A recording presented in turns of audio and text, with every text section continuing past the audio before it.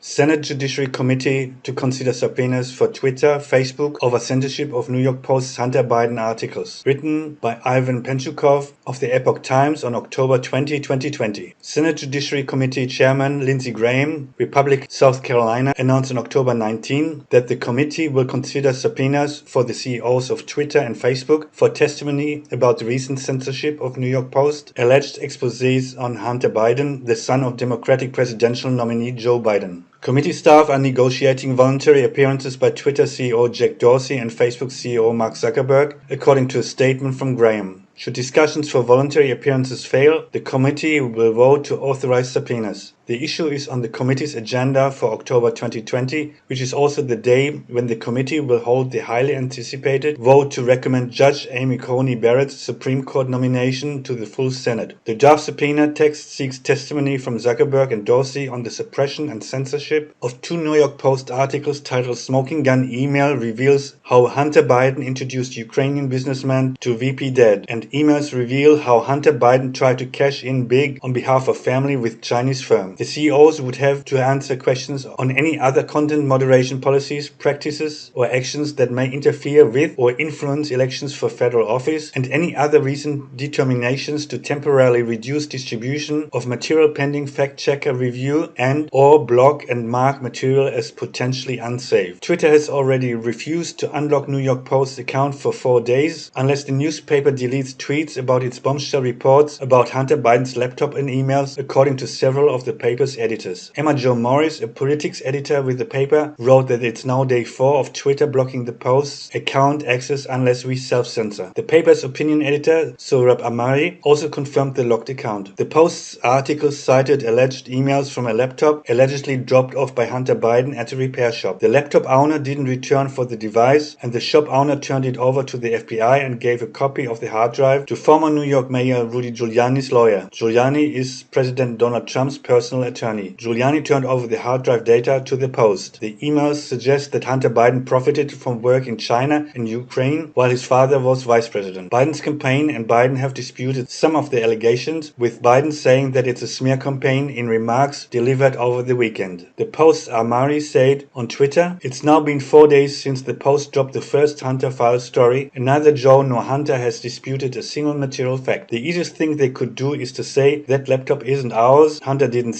receive those emails, yet they haven't done that." As of October 19, the Twitter account showed that the New York Post's last tweet was on October 14. Twitter and Facebook faced the criticism this week after the Post's initial report on Hunter Biden was barred from being shared on Twitter and its reach was limited on Facebook. Previously, Twitter said the newspaper's articles violated the social media website's hacked materials policy. The Post disputed the company's assertions, saying information in the reports came from data extracted from a MacBook Pro laptop that a Delaware repair shop owner has said was dropped off in April 2019 but never picked up, asserting that the files were not hacked. On October 16, Twitter updated its policy, writing, "Our work to limit the spread of misleading information goes beyond elections. Starting today, before you retweet or quote tweet any labeled tweet that breaks our misleading information rules, you'll see a prompt." Twitter said in a statement to the Post, "While we've updated the policy, we don't change enforcement retroactively. You will still need to delete the tweet to regain access to your account." A Facebook executive said last week that it would limit the reach of the article until the platform's fact-checkers are able to determine the authenticity of the claims. Facebook pays third-party organizations to decide what is true and what is not. If content includes a claim that has received a negative rating from any of the fact-checkers, Facebook will limit how many people can see it. The fact-checkers focused on American content are dominated by funding and personnel with left-leaning backgrounds. If you like my content, please subscribe, watch, like, comment and share, both on my main and my backup channel. I cannot rely on YouTube to recommend my videos to other people, if you know what I mean. And of course, join our Facebook group.